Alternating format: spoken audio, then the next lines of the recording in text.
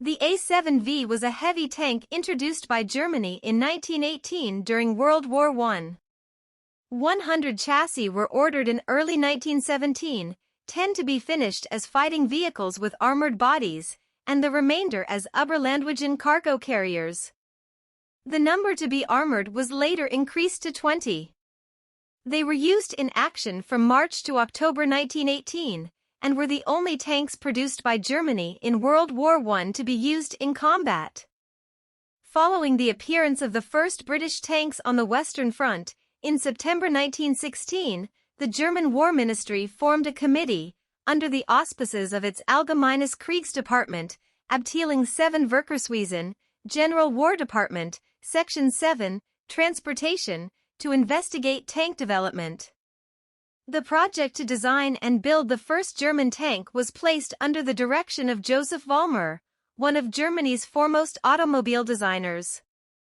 It was to weigh around 30 tons, be capable of crossing ditches up to 1.5 meters, 4.9 feet, wide, have armament including a cannon at the front and rear as well as several machine guns, and reach a top speed of at least 12 kilometers per hour, 7.5 miles per hour. The running gear was based on the American Holt tractor, copied from examples loaned by the Austro-Hungarian Army. After initial plans were shared with the Army in December 1916, the design was extended to be a universal chassis that could be used as a base for both a tank and unarmored Überlandwagen, overland vehicle, cargo carriers. The first prototype was completed by Daimler Motorengesellschaft at Berlin-Marienfeld and tested on April 30, 1917. A wooden mock-up of a final version was completed in May 1917 and demonstrated in Mainz with 10 tons of ballast to simulate the weight of the armor. During final design, the rear-facing cannon was removed and the number of machine guns was increased to 6. The first pre-production A7V was produced in September 1917, followed by the first production model in October 1917. The tanks were given to Assault Tank Units 1 and 2, founded on September 20, 1917, each with 5 officers and 109 non-commissioned officers and soldiers.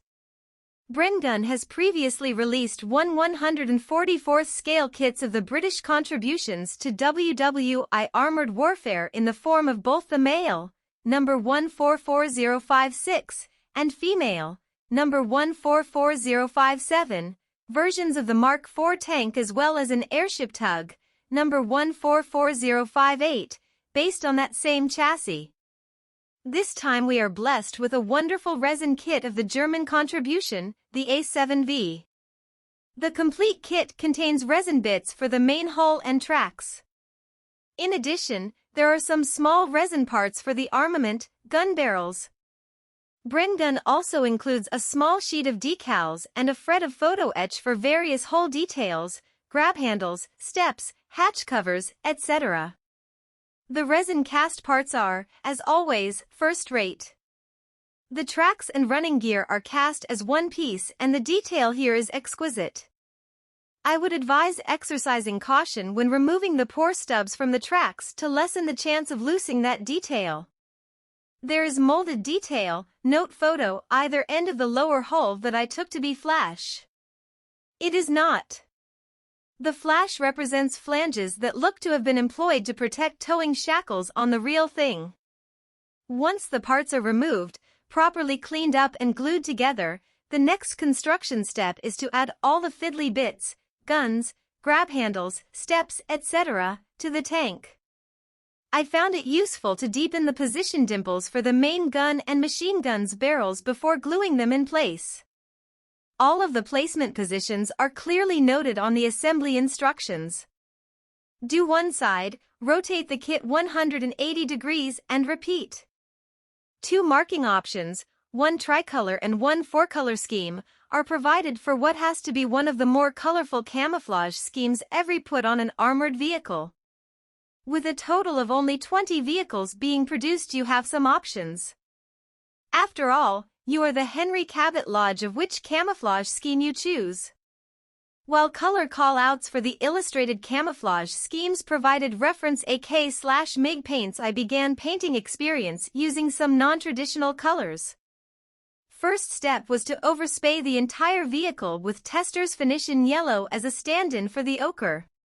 Subsequent shades were done in NATO green, linoleum deck brown and German gray, Tamiya paints, for those respective colors applied with a brush. The tracks were painted with gunmetal from folk art.